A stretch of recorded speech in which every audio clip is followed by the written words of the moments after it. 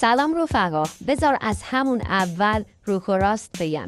حتما برات پیش اومده که یه مشکلی برات پیش اومده یا یه سوال پزشکی تو ذهنت بوده، اما یا حال نداشتی بری دکتر یا وقتش رو نداشتی یا حتی پول ویزیت سنگین رو نداشتی.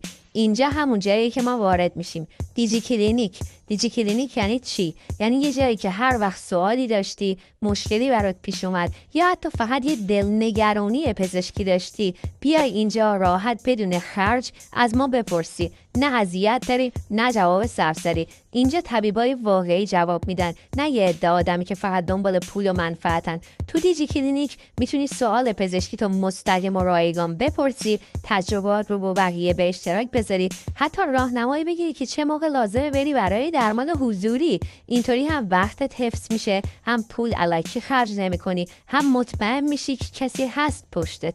حالا یه سوال برات میشه که چرا ما داریم این کارو میکنیم؟ خیلی‌ها دنبال پولن، دنبال اینن که از استرس و نگرانی مردم واسه خودشون بازار بسازن. ولی ما فرق داریم. ما باور داریم ذات طبیب واقعی اینه که قبل از هر چیزی به فکر جون و سلامت مردم باشه. پول مهمه ولی اولویت نیست. واسه همینم ما اینجا هستیم که مشاوره رایگان واقعی بدیم.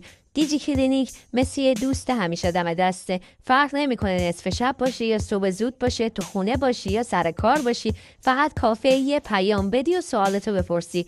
اون وقت یه جواب مطمئن و درست میگیری. شعارمون هم همینه. دیجی کلینیک پزشکیه که همیشه دم دسته. پس اگر دنبال یه جای واقعی هستی، بی درد سر باشه و فقط به فکر سلامتت باشه، جای درستی اومدی. از همین الان عضو گروه و کانال تلگرامی ما شو، سوالاتتو بپرس، تجرباتو به اشتراک بذار و مطمئن باش اینجا یه تیم واقعی پشتته. رفقا، دیجی کلینیک فقط یه گروه یا کانال نیست، یه خانواده است، یه همراهه که نمیذاره توی مسیر سلامت تنها بمونی.